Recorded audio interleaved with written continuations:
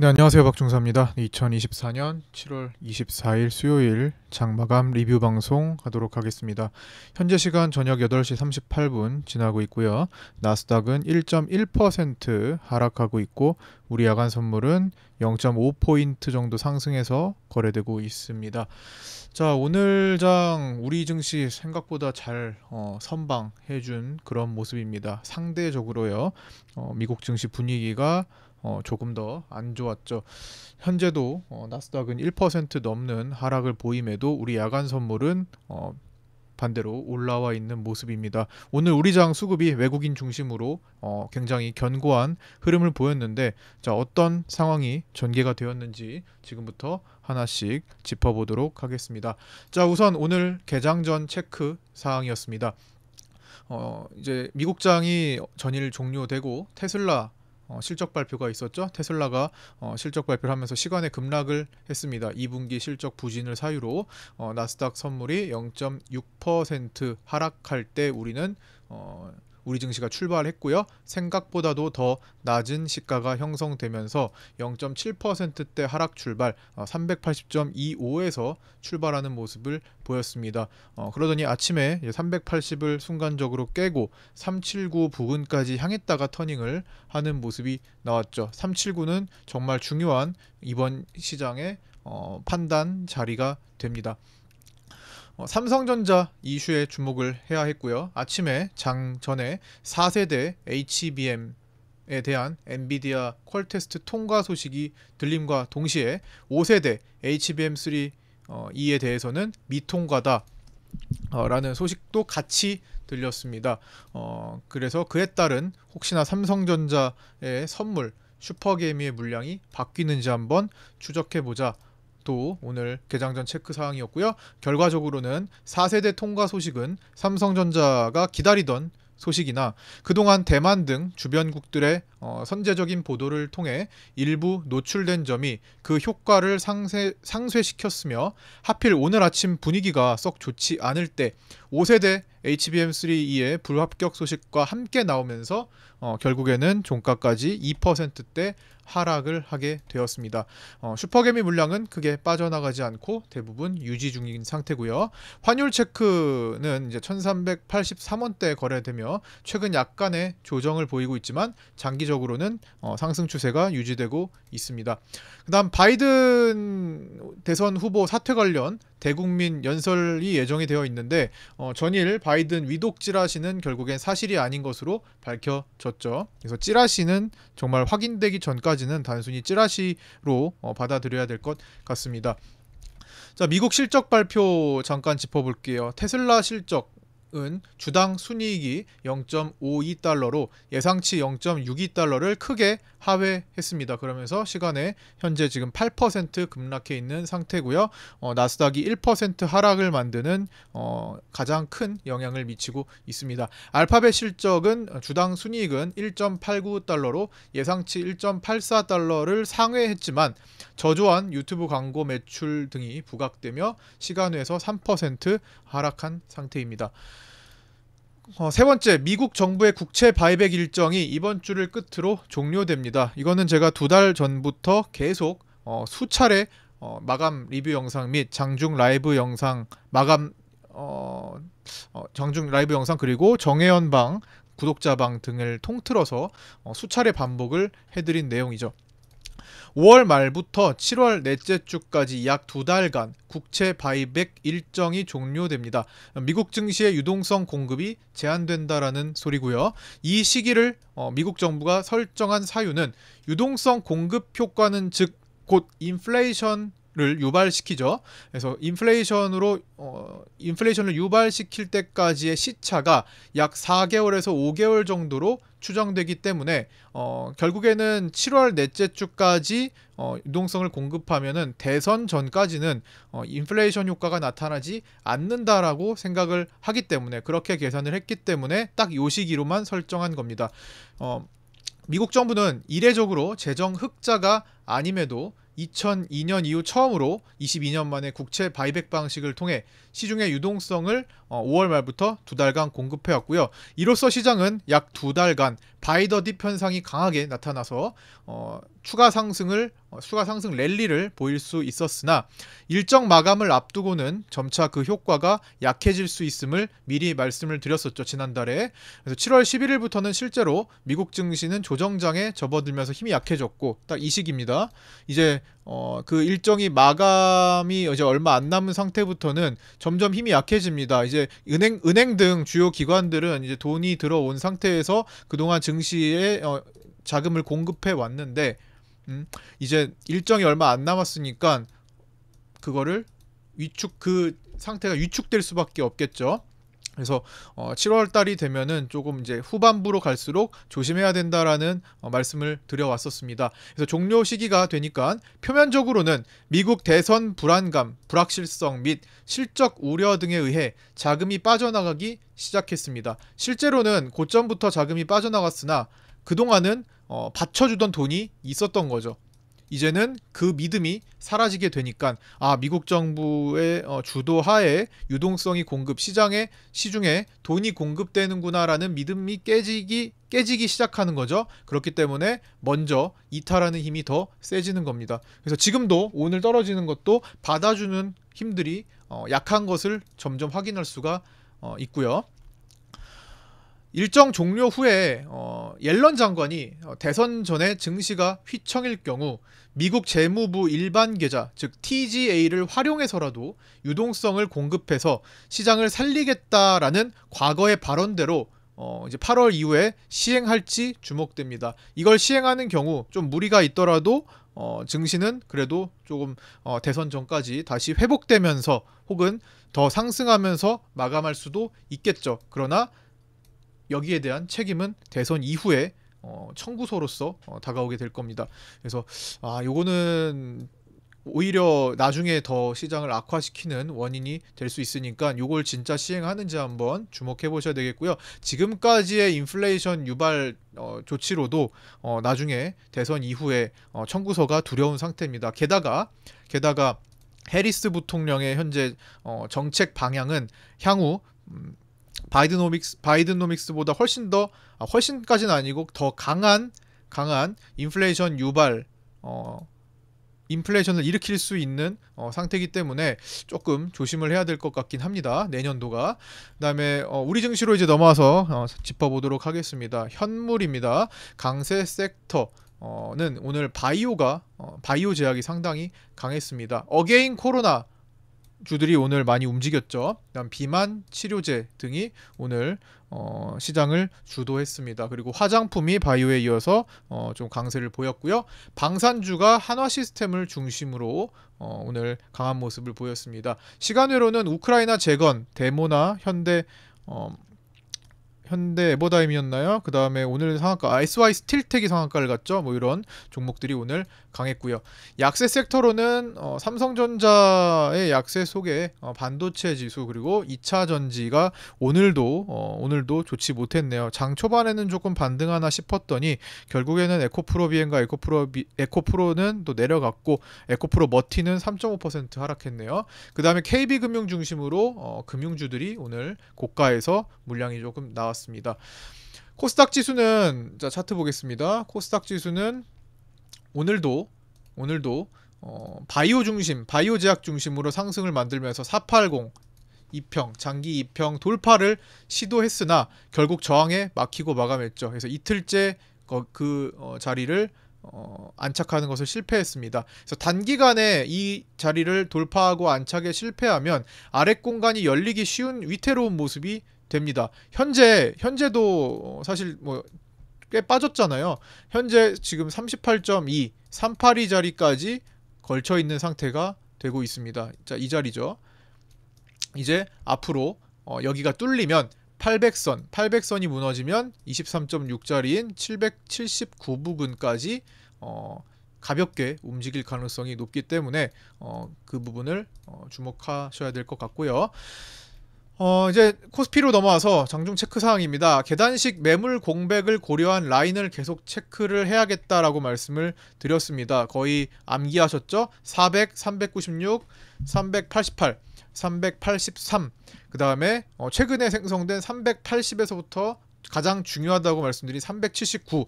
379는 지난번에 상승으로 오버슈팅 나오기 전에 가장 열심히 가장 강력하게 지지받았던 자리죠. 반복해서. 자, 그 자리는 지금도 정말 중요한 기로에 놓여있는 그 핵심 자리로 인식되고 있습니다. 현재 60일선과 중첩되는 자리죠. 여기가 뚫리게 되면 조정장에서 하락장으로 넘어가게 되는데 374, 369, 361까지 일단 열어두고 봐야 합니다. 그 아래도 있긴 한데 그거는 이제 본격적으로 투매장이 시작되면 자리를 점검해 드리도록 하겠습니다. 일단은 여기서 조정이 마감될 가능성도 분명히 있는 거기 때문에, 물론 향후 오늘 밤에 나스닥 분위기와 또 오늘 미국장이 마치면 또 강력한 매파, 강력한 최근에 이제 급부상되고 있는 매파 연준 이사인 미셸 보우먼 이사의 연설도 예정되어 있기 때문에 이제 나스닥을 끝까지 살핀 다음에 좀 판단을 해야겠죠. 큰 일이 발생하지 않는다면은 여기서 일단은 지지받을 수도 있는 환경은 됩니다. 이따가 다시 한번 언급 드릴게요. 그래서 오늘도 결국 아침에 379자리를 지지 후 383 저항을 맞은 꼴이 됐죠. 결국에 한 단계를 통으로 움직였습니다. 383, 379, 383이 된 거예요, 결국에는. 자, 보시다시피 어제 종가 부근이 383, 그쵸? 아이고, 색깔 바꿀까요? 자, 383, 아유, 네. 자, 383, 379, 383입니다. 계단식으로 한 칸이 그냥 한 번에 움직이죠. 제가 이건 계속 말씀드려왔습니다. 400에서 396 한 칸을 빠르게 움직였고요. 396에서 388이 멀어 보이지만 한 칸을 빠르게 움직였죠. 388에서 383 빠르게 한 방에 움직였죠. 383에서 379 한 방에 빠르게 움직였습니다. 다시 379에서 383도 빠르게 움직였다가 또다시 383에서 379로 향하고 있는 과정이 된 거죠. 그래서 그 과정을 계속, 근데 중간에 이제 380이 이제 걸려든 거고, 여기서 이제 두 개가 같이 작동하고 있습니다. 그래서 이런 식으로 계단식으로 가게 되는 이유는 거기에 매물 공백이 크게 자리하고 있기 때문입니다. 그 사이는 이렇게 텅텅 비어있는 공간이라고 보시면 돼요. 그게 자주 반복되면은 그 사이가 좀 두터워질 수는 있겠죠. 어쨌든 요번에 상승 하락을 반복하면서 나타난 매물 공백을 저는 미리 언급을 드렸고, 그 자리를 활용한 방식의 매매도 통하고 있다라는 겁니다. 투신이 장중에 1천억 이상 신규 매도를 거래했는데, 제가 늘 말씀드렸던 것 중에 하나입니다. 투신은 장중에 1천억 이상 매매를 자주 하지 않습니다. 포지션을 잘 잡지 않아요. 종가에 잡는 경향이 강하기 때문에 장중에 1천억 이상 거래를 한다면 주의 깊게 봐야 됩니다. 오늘 투신은 그러나 장중 하락에 베팅을 했으나 손실로 보유를 하고 있었죠. 하지만 손절을 하지 않고 오히려 종가까지 살려둔 다음에 종가에 추가를 합니다. 수익으로 바뀐 다음에 종가에 오히려 더 추가를 하는 그런 모습을 보였습니다. 그래서 이 부분도 주목하면서 봐야 될 것 같고요. 장중 수급 추가하자면, 외국인은 오늘 선물에 대해서는 신규 매도 플러스 환매수 조합으로 진행했는데, 오늘은 신규 매도 우위와 환매수 우위의 시간을 하루 종일 넘나드는 모습이 나타났습니다. 글로벌 시장 환경 및 분위기 대비 우리 증시 수급이 꽤나 강한 편이었고요. 이거는 외국인 선물이 오늘 최종적으로 매수하는 모습을 가지고 판단할 수 있고요. 딱히 옵션 거래에서 큰 변화도 없었습니다. 물론 현물은 조금 매도하고 비차익 코스피 쪽 비차익 프로그램 매도 좀 있었지만, 전반적으로는 시장의 분위기 대비 상황 대비 강한 수급을 보였습니다. 따라서 그게 야간으로까지 이어지면서 현재 야간장 초반은 상대적인 강세를 보이고 있습니다. 위클리 옵션은 만기 하루를 앞두고 개인 양매수 기조를 보이며 하락의 제한적인 움직임을 만들어냈고요. 하지만 위클리 옵션 특징상 목요일 만기 당일의 아침에 어느 쪽으로 쏠리는지 결정하는 것이 가장 중요합니다. 그래서 그 아침 상황을 체크를 해야 되겠고요. 자, 오늘도 이제 파생반에서는 제가 전략을 제시를 해드렸는데, 오늘은 상대적으로 어려운 날이었죠. 어제가 정말 편안하고 쉬운 날이었습니다. 어제는 외국인 수급이 순방향으로서 움직여줬고, 지지와 저항이 거의 명쾌하게 딱딱 떨어져 나갔죠. 오늘도 지지와 저항 라인은 크게 벗어나지는 않았습니다. 379 라인에서 379.15, 0.15 덜 갔고, 그 다음에 여기서 383.4를 제시해 드렸는데 실제로는 384점 어디까지 갔죠? 384.8까지 갔습니다. 물론 조금 0.4포인트 오버 해가지고 아슬아슬했어요. 8틱이니까 좀 아슬아슬했는데 제가 여기서 이제 판단 근거를 여기서 이제는 쭉 원웨이로 상승을 하는 거냐 아니면 여기서 갭만 메우고 지금 갭만 메운 자리잖아요. 갭만 메우고 다시 돌아갈 거냐에 대한 판단 기준을 말씀을 드렸습니다. 왜냐면은 이렇게 장 초반에 중요 자리를 찍고 올리면요 많은 사람들이 원웨이 탈 것으로 생각을 많이 하거든요. 그래서 그렇게 판단을 무조건 해서는 안 된다라는 거를 제가 오늘 장중에 체크를 해드린 게 이런 내용이었습니다. 자, 파생반 글기를 보시면요. 글기가 아니라 이제 글기도 글기지만 제가 이제 차트 안에다가 체크를 해드리는데 보통은 자, 요거를 표기된 내용을 좀 갖고 와서 말씀을 드릴게요. 그 당시에 좀 애매한 상황이에요. 뭘 어떻게 해야 될지 애매한 상황에서 딱 체크하자, 보자, 확인하자라는 내용이 이거였습니다. 자, 일단은 외국인이 저 아래의 원에서 외국인 매도를 했습니다. 한 2천억 정도 매도를 했고요. 돌파한 다음에 이 위에서 외국인이 새로 매수를 했습니다. 그 안에서는 경계 라인이 발생을 하겠죠. 그래서 여기에 이제 경계가 지지와 저항이 중첩되는 거는 이따가 다시 말씀을 드리겠지만, 자, 이런 과정 속에서 갭을 다 메웠어. 여기까지가 갭을 다 메운 자리였는데, 야, 이제 갭 메우고 쭉 진행할 것이냐 아니냐를 판단해야 되잖아요. 되게 애매해요. 오늘 수급이 외국인들이 순방향을 타지 않았기도 하고 시원한 수급이 나타나지도 않았습니다. 그래서 제가 오늘 같은 경우는 이걸 보자라고 말씀을 드렸어요. 얘를 체크해야 된다. 아침에 외국인들의 수급이 시원치 않았기 때문에 오늘 이 아침에 외국인 선물 매수 고점을 넘어가는지부터 판단을 해야 한다고 말씀드렸습니다. 이게 지금 저항으로 작용을 하고 있는데 얘를 돌파하지 못한다면 오늘 그냥 갭만 터치하고 갭만 커버하고 다시 돌아갈 수 있음을 말씀드렸고, 실제로 이때 라이브 방송 때 말씀드렸던 것은 우리나라는 실제로 이렇게 갭 하락 후 갭만 커버하고 다시 돌린 경우가 상당히 많았다라는 것도 이전 상황을 좀 돌려서 보면서 말씀을 드렸어요.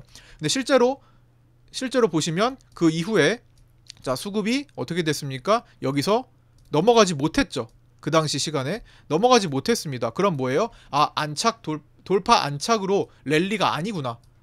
그러면 여기서 매수를 타는 것은 안 되겠구나 라고 생각을 하셔야 됩니다. 매도를 보더라도 조금 러프하게 커트를 해도 되겠다 정도까지 넘어갈 수 있는 거고, 사실은 그렇게 해서 오늘 이 공간을 또 숏으로 드신 분들도 계실 수 있을 거고요. 아마 오늘은 거기보다는 여기, 왜냐면 이건 좀 얘를 파악을 하면서 해야 됐기 때문에 여기보다는 아마 저점에서 매수 공략하는 것이 조금 더 쉬웠을 겁니다만 오래 끌고 보지는 못했을 겁니다. 외국인들이 수급이 안 따라와줬기 때문이죠. 초반에는 외국인들이 매도였잖아요. 개인들의 힘으로 움직였던 장 초반의 모습이었기 때문입니다. 어쨌든 수급이 원칙을 기준으로 움직이지 않는다면 좀 보수적으로 매매를 할 필요가 있었던 날이에요. 오늘은 제가 그래서 외국인의 순방향을 타지 않는다, 그래서 축소 거래를 하거나 관망하는 게 필요하다, 항상 똑같은 힘으로 매매를 매일마다 하는 것은 바람직하지 않다라고 또 말씀을 드렸습니다. 그래서 오늘 파생반에서 진행했던 내용을 복귀하자면, 첫 번째, 아침 379 지지 여부를 확인하자. 이번 조정장의 핵심 자리고요. 여기를 결국 지켜내면 이번 하락은 조정에 그칠 것이고, 평소 고가 대비 5, 6% 정도의 하락은 조정으로 인식합니다. 자, 최근만 봐도 자, 여기서 요만큼 다 5%대 구간입니다. 5%대 구간, 5%대, 5%대 구간. 이 정도면은 하락장이 아니라 올라가는 과정에서의 조정장으로 인식한다라는 겁니다. 그게 세 번째긴 하죠. 세 번째는 이제 조정에서 좀 더 심화돼서 하락장으로 갈 가능성은 보다 더 높은 상태긴 합니다. 여기서 외국인들이 캐파를 꽉 채우기도 했죠. 6조 원 근접해서 매수를 하기도 했습니다. 여기서도 6조 원을 보였던 것처럼 그것도 반드시 체크를 해야 되겠고요. 379 자리가 본격적으로 뚫리기 시작하면 하락장으로 전개되기 쉬우며 투매를 동반할 수 있고, 투매가 동반되면 신용을 털러가게 될 수가 있습니다. 자, 신용은 지금 시간을 끄는 단계죠. 신용은 늘어나자마자 바로 털진 않습니다. 신용에는 만기라는 게 있기 때문에 보통 3개월에서 6개월 정도의 정체되는 움직임을 보이기도 합니다. 그래서 지금 신용을 가져가는 구간이고 줄질 않아요. 근데 줄 때는 본격적으로 투매가 발생해야 된다라는 거죠. 그리고 반도체주들이 신용이 많았던 반도체주들이 지금 그렇게 크게 하락하지는 않았습니다. 아직 신용 반대 매매를 일으킬 수 있을 정도로 하락하지는 않았다라는 거죠. 심리적으로 그리고 좀 버티면 올라오겠다라는 시장 참여자들의 심리적인 영향도 있는 거고요.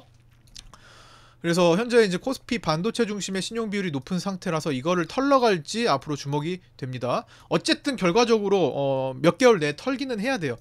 자, 두 번째 383.4 저항 부근과 그러면서 이제 갭을 메우는 자리, 갭을 메웠다라는 건 이거죠. 갭을 메우는 거 계속 나타나고 있습니다. 여기서 떨어진 하락 갭을 당일에 메우는 거 시도했는데 실패했고요. 그 다음 날도 시도했는데 실패했잖아요. 오늘도 오늘 떨어진 갭을 메우려고 시도했지만 결국엔 실패로 끝난 겁니다. 그래서 갭을 메우기만 한, 갭을 커버하기만 한 자리와 중첩된 거죠. 그래서 오전 11시 반쯤에 갭을 다 메우고도 살짝 오버했지만 그 이상으로 안착 후 상승한다라는 징후는 없었다라는 것은 이제 외국인 수급에서 일단 살펴봤습니다. 그 기준은 외국인 수급 저항 돌파 여부로 말씀드렸고요. 결국 외국인 수급이 뒷받침되지 못하면서 나스닥 선물의 하락세와 함께 같이 밀렸던 겁니다. 결국 갭만 커버하고 윗꼬리를 달았고 심지어 윗꼬리 음봉 마감 위기까지 보이는 오후장이었습니다.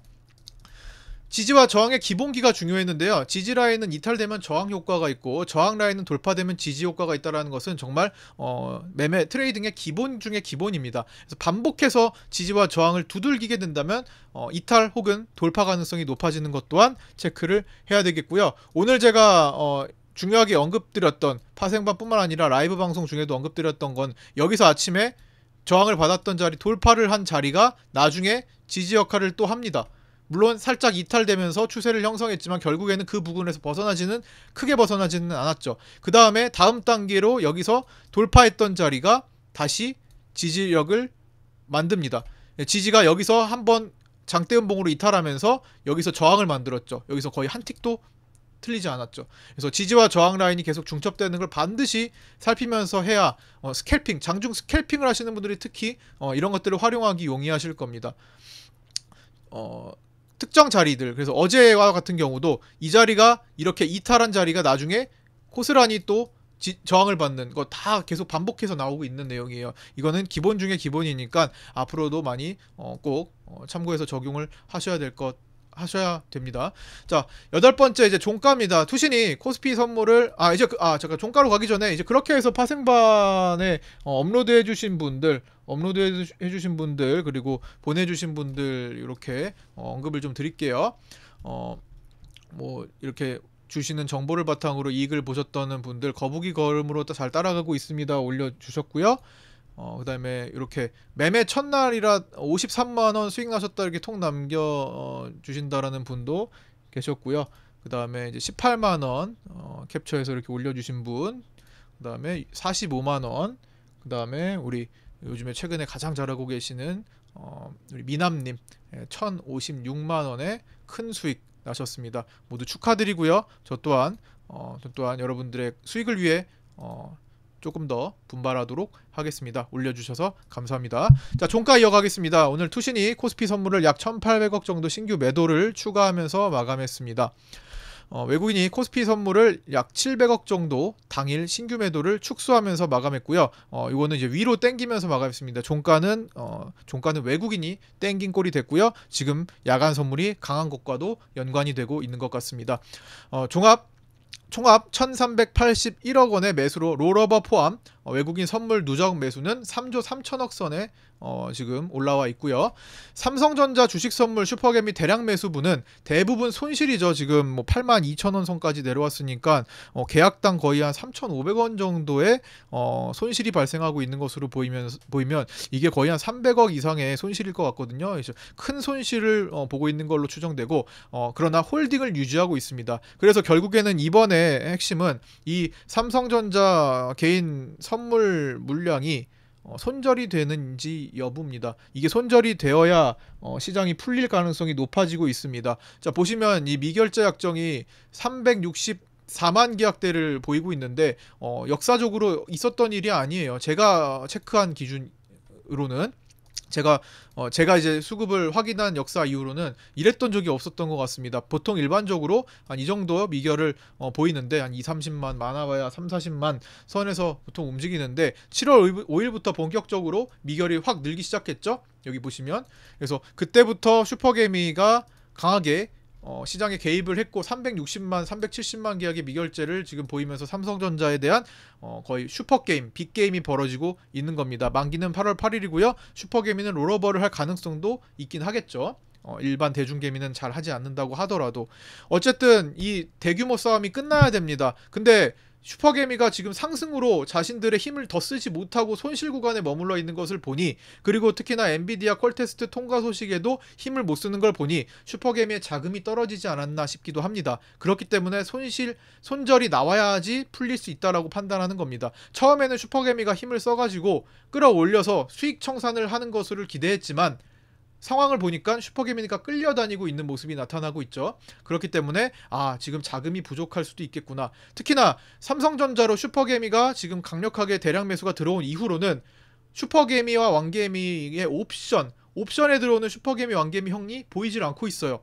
거의 지금 2, 3주째 보이지 않고 있습니다. 7월 초부터 여기에 들어온 이후로 같은 자금인지 의심이 되는 거죠. 그래서 물론 이러다 들어오면은 이제 분리가 될 수 있겠지만 어쨌든 지금까지는 일주일에 한 번씩 나타나던, 일주일에 한두 번씩 나타나던 그 슈퍼개미와 왕개미가 나타나지 않고 있는 것도 특징 중에 하나입니다. 어쨌든 요 싸움이 끝나야 됩니다. 결국에는 개인 슈퍼개미가 손절을 해야 되지 않겠나 싶습니다. 위클리 옵션도 이제 만기 전날 끝까지 개인 양매수로 마감했고요. 내일 한쪽으로 쏠릴 가능성에 주목을 해봐야 될 것 같습니다. 우리 장은 종료 시에 나스닥 선물이 약 1% 빠진 상태에서 끝났는데 조금 부담스러운 상황이죠. 흔한 일은 아니라는 것. 그래서 오늘 끝까지, 특히나 새벽 5시 5분에 미셸 보먼 이사의 연설까지 있기 때문에 조금 부담스러운 환경이긴 합니다. 자, 이번 주에 변동성에 영향을 주는 남은 일정들입니다. 자, 목요일 새벽이죠. 미셸 보먼 연준 이사 연설 5시 5분에 예정되어 있고요. 최근에 급부상하는 강력 매파 위원입니다. 위클리 옵션 만기일 보고, 그다음에 LG 에너지 솔루션, LG전자, LG화학 등 LG그룹의 실적 발표가 있습니다. 그리고 밤에는 미국 2분기 GDP 잠정치 발표가 있고요. 금요일에는 이제 미국 6월 PCE 발표가 가장 중요합니다. 전월 대비 0.1% 상승했을 것으로 예측되고 있지만 이걸 다 감안해서 인플레이션이 완화되고 있음, 정상적으로 나온다면, 예상대로 나온다면 완화되고 있을 것으로 추정되며 9월 금리 인하 확률을 굳히게 될 것으로 보입니다. 자, 오늘 여기까지 마치고요. 구독자 정보 공유방에 입장하지 않으신 분들은 유튜브 댓글에 있는 오픈톡 주소로 신청해 주셔서 함께 하셨으면 좋겠습니다. 자, 구독과 좋아요, 알림 설정도 부탁드리고요. 오늘도 여기까지 마치겠습니다. 끝까지 시청해주신 분들 감사드립니다. 고생하셨습니다.